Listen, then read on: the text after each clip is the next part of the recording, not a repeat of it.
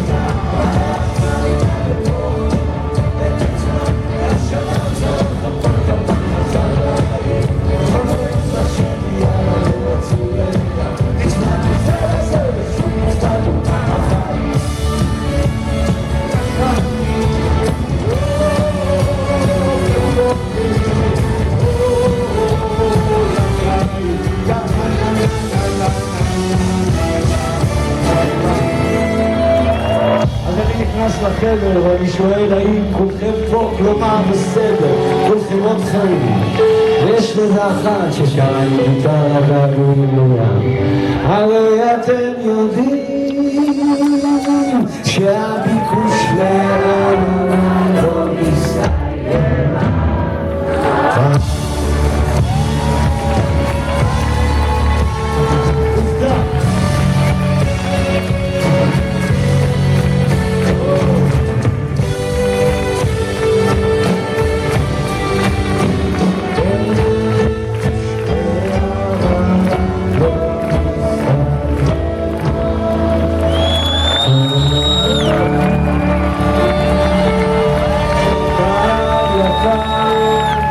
נסעתי כל הדרך לפה ואמרתי לעצמי זה די רחוק יחסית לאיפה שאני גר, ואז הנהג של הלהקה אמר לי תראה תגיע לצומת זה 6, משהו כפי 6 ותראה קריית גת, נכון? ומשהו מאז קילומטר ליד זה אמפיתיאטרון. אוקיי, פניתי שמאלה קילומטר, התחלתי לנסוע, עברתי את חברון, עברתי את נהריה, עברתי את חיפה, עברתי את קלקיליה. אתה, איפה האמפיתיאטרון הזה בכלל? ומה היה להם כל הרמאים האלה? כל פעם הם הקימו עוד אמפיתיאטרון, פה בקיסר, פה בית שאן, פה בבית גוברי, הכל לפתח חריות ולהילחם בהם, או משהו כזה עד כמה שאני יודע, בסופו לא שלו איפה. הייתי עם בית גוברי, גם אורדוס? לא. כאילו הוא לא מספיק לו על הקיסר, אבל עשה את זה, אוקיי. שמה? שיהיה איפה להופיע, נכון. אז אני רוצה לראות לכם שבאתם עד לפה, זה מתאים